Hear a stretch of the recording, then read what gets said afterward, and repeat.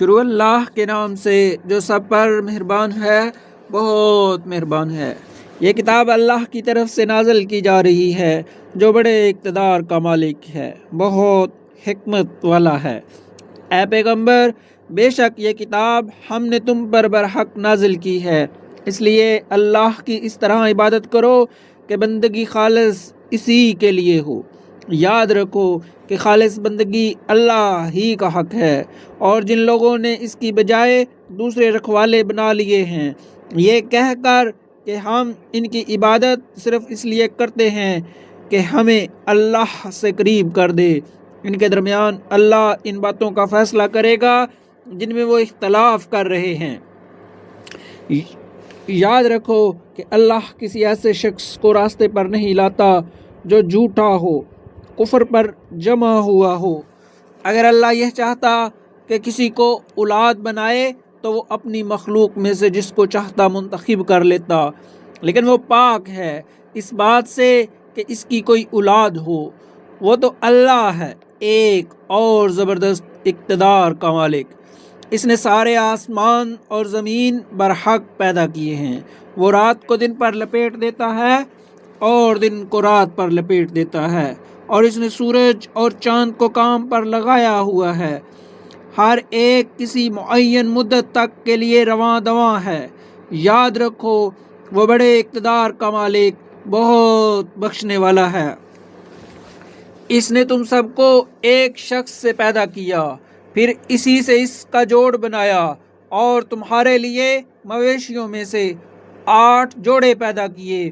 وہ تمہاری تخلیق تمہاری ماؤں کے پیٹ میں اس طرح کرتا ہے کہ 3 اندھیریوں کے درمیان تم بناوٹ کے ایک مرحلے کے بعد دوسرے مرحلے سے گزرتے ہو۔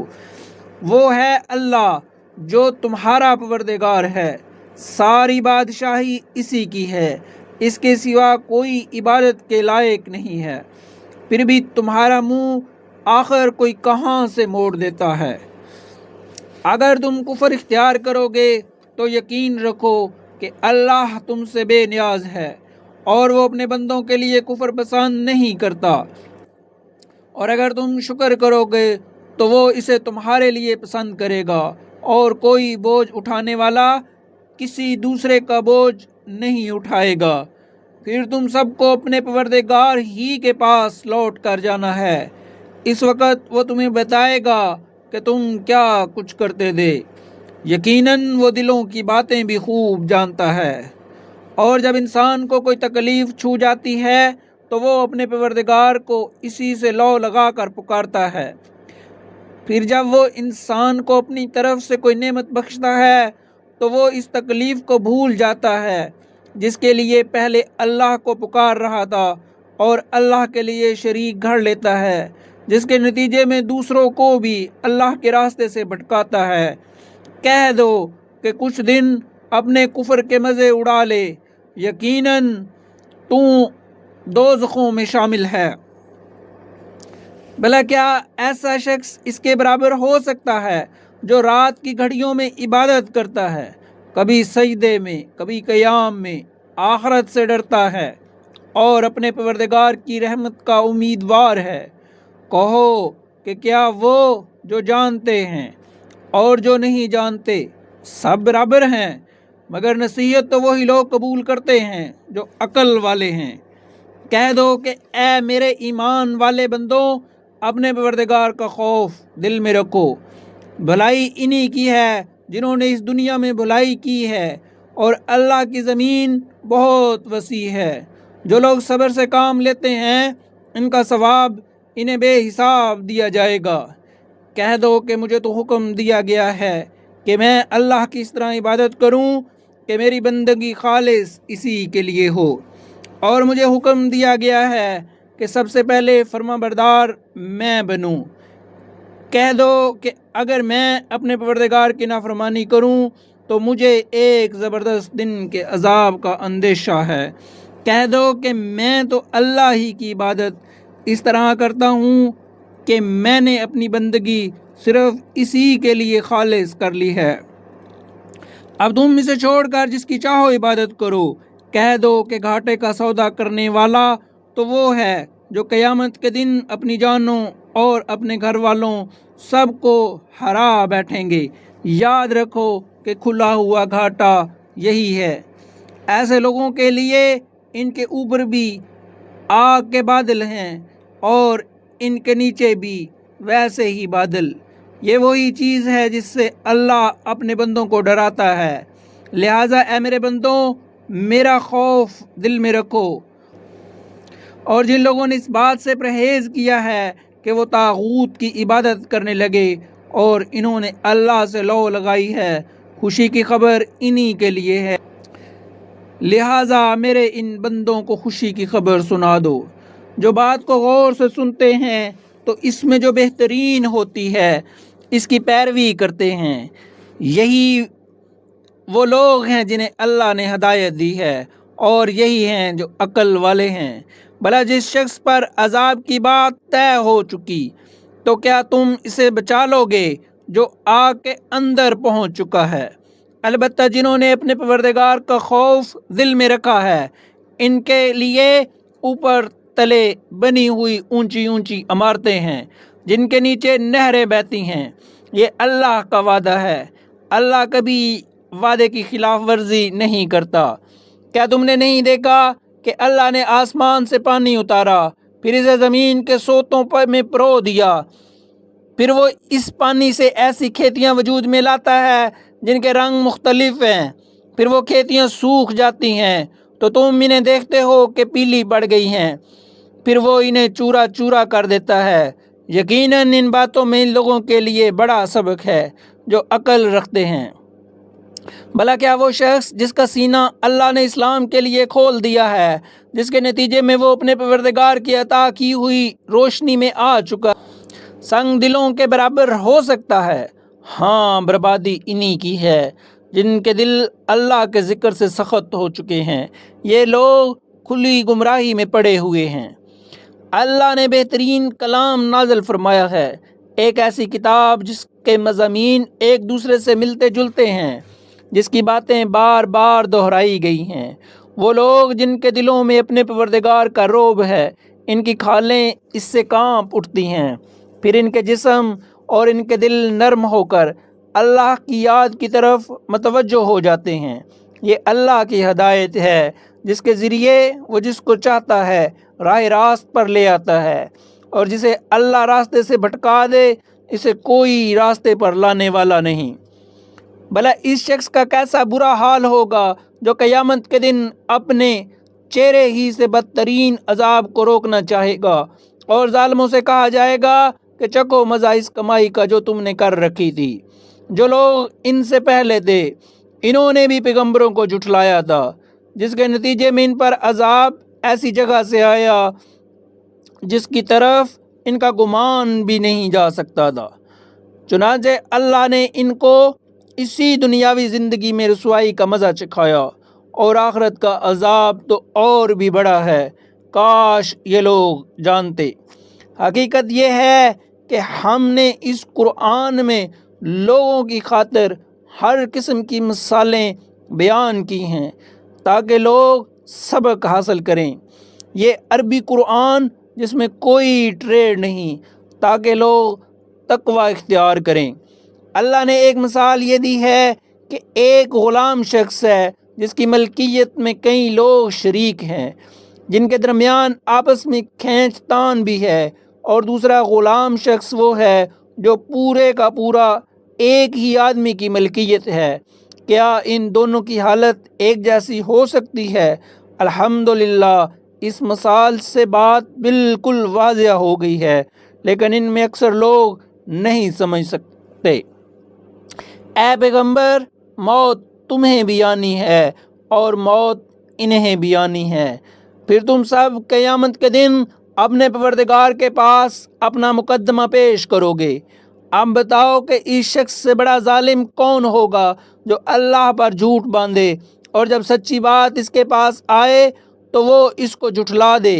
کیا جہنم میں ایسے کافروں کا ٹھکانہ نہیں ہوگا؟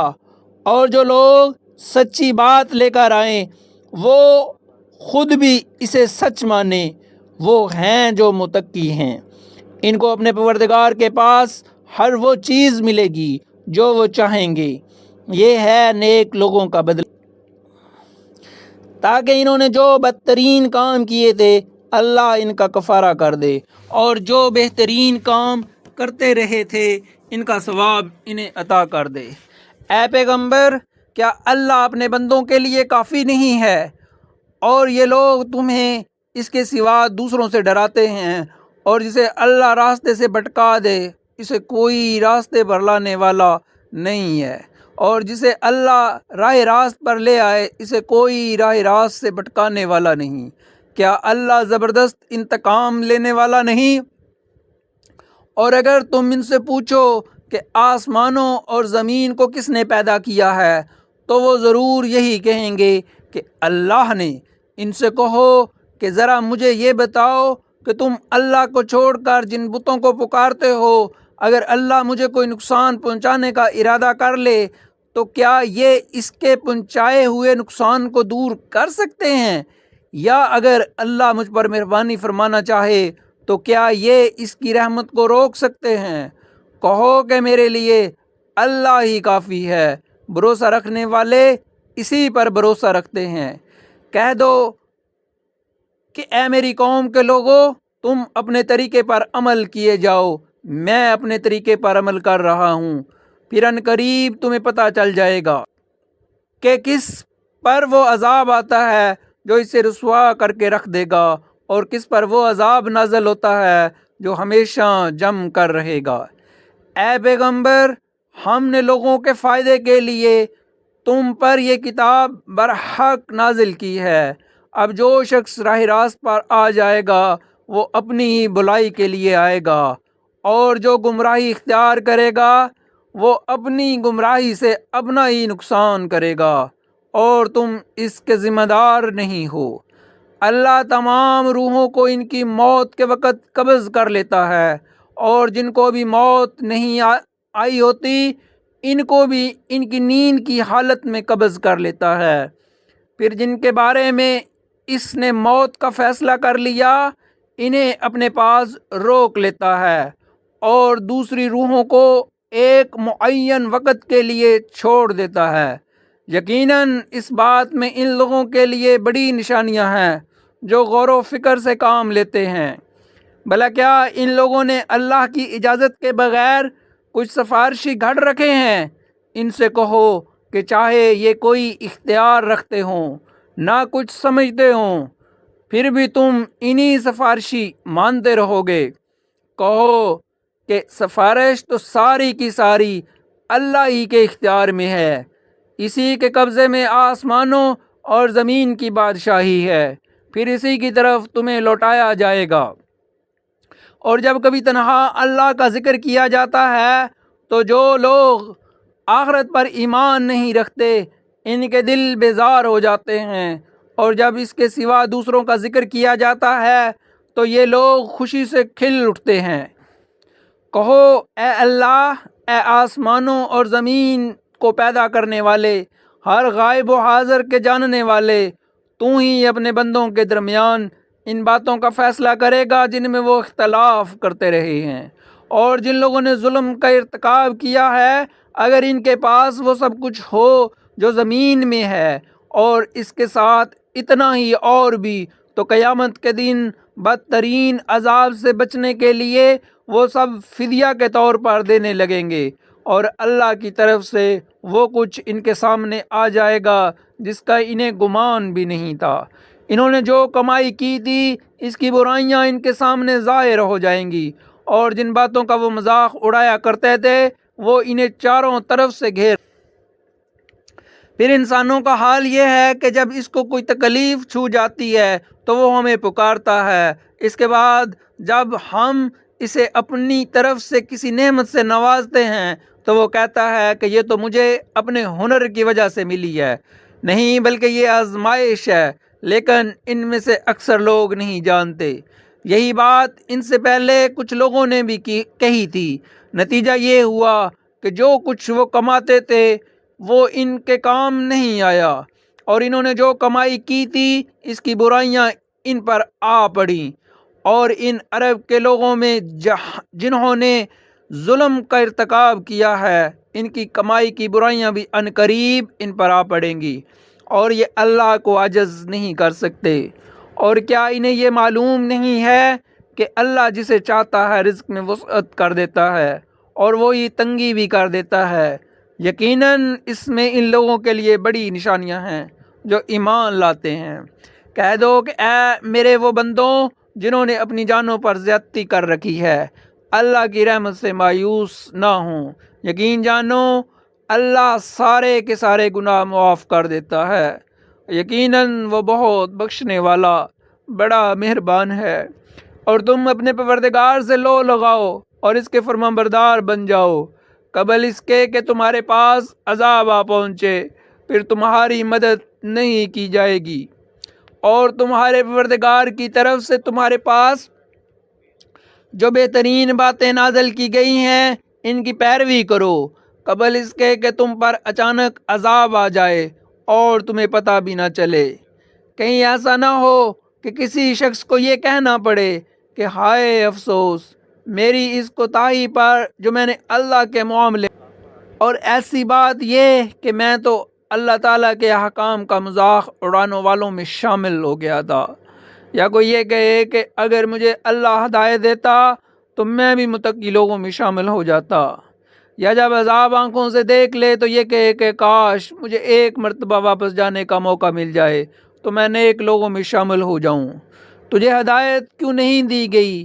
میری آیتیں تیرے پاس آ چکی تھی، پھر تو نے انہیں جھٹلا دیا اور بڑائی کے گھمنڈ میں پڑ گیا اور کافروں میں شامل رہا۔ اور قیامت کے دن تم دیکھو گے کہ جن لوگوں نے اللہ پر جھوٹ باندھا ہے ان کے چہرے سیاہ پڑے ہوئے ہیں۔ کیا جہنم میں ایسے متکبروں کا ٹھکانہ نہیں ہوگا؟ اور جن لوگوں نے تقوی اختیار کیا ہے اللہ انہیں نجات دے کر ان کی مراد کو پہنچا دے گا۔ انہیں کوئی تکلیف چھو کے بھی نہیں جائے گی اور نہ انہیں کسی بات کا غم ہوگا۔ اللہ ہر چیز کا پیدا کرنے والا ہے اور وہی ہر چیز کا رکھوالا ہے۔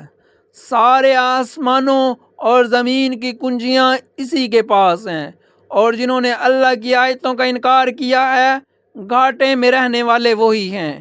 کہہ دو کہ کیا پھر بھی اے جاہلوں تم مجھ سے کہتے ہو کہ اللہ کے سوا کسی اور کی عبادت کرو، اور یہ حقیقت ہے کہ تم میں سے اور تم سے پہلے تمام پیغمبروں سے وحی کے ذریعے یہ بات کہہ دی گئی تھی کہ اگر تم نے شرک کا ارتکاب کیا تو تمہارا کیا کرایا سب غارت ہو جائے گا اور تم یقین طور پر سخت نقصان اٹھانے والوں میں شامل ہو جاؤ گے۔ لہذا اس کے بجائے تم اللہ ہی کی عبادت کرو اور شکر گزار لوگوں میں شامل ہو جاؤ۔ اور ان لوگوں نے اللہ تعالیٰ کی قدر ہی نہیں پہچانی جیسا کہ اس کی قدر پہچاننے کا حق تھا، حالانکہ پوری کی پوری زمین قیامت کے دن اس کی مٹھی میں ہوگی اور سارے کے سارے آسمان اس کے دائیں ہاتھ میں لپٹے ہوئے ہوں گے۔ وہ پاک ہے اور بہت بالا و برتر اس شرک سے جس کا ارتکاب یہ لوگ کر رہے ہیں۔ اور سور پھونکا جائے گا تو آسمانوں اور زمین میں جتنے ہیں وہ سب بے ہوش ہو جائیں گے سوائے اس کے جسے اللہ چاہے۔ پھر دوسری بار پھونکا جائے گا تو وہ سب لوگ پل بھر میں کھڑے ہو کر دیکھنے لگیں گے، اور زمین اپنے پروردگار کے نور سے چمک اٹھے گی، اور نامہ اعمال سامنے رکھ دیا جائے گا، اور انبیاء اور سب گواہوں کو حاضر کر دیا جائے گا، اور لوگوں کے درمیان بالکل برحق فیصلہ کیا جائے گا، اور ان پر کوئی ظلم نہیں ہوگا، اور ہر شخص کو اس کے اعمال کا پورا پورا بدلہ دیا جائے گا، اور جو کچھ لوگ کرتے ہیں اللہ اسے خوب جانتا ہے۔ اور جن لوگوں نے کفر اپنایا تھا انہیں جہنم کی طرف گروہوں کی شکل میں ہانکا جائے گا، یہاں تک کہ جب وہ اس کے پاس پہنچ جائیں گے تو اس کے دروازے کھول دیے جائیں گے، اور اس کے محافظ ان سے کہیں گے کیا تمہارے پاس تمہارے اپنے لوگوں میں سے پیغمبر نہیں آئے تھے جو تمہیں تمہارے رب کی آیتیں پڑھ کر سناتے ہوں اور تمہیں اس دن کا سامنا کرنے سے خبردار کرتے ہوں؟ وہ کہیں گے بے شک آئے تھے، لیکن عذاب کی بات کافروں پر سچی ہو کر رہی۔